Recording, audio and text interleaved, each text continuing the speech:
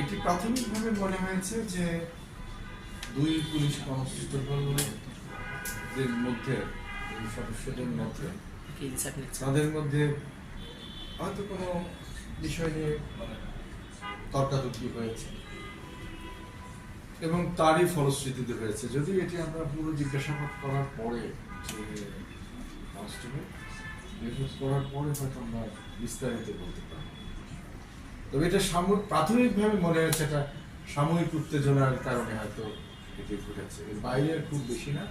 তার কারণ সে স্বাভাবিকভাবেই ডিউটি করছিল এবং ডিউটির যে স্ট্যান্ডার্ড সেটিও সে যথাযথভাবে মেনটেন করত।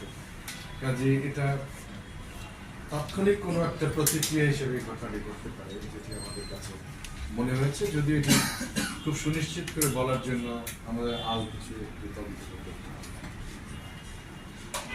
এই ধরনের কোনো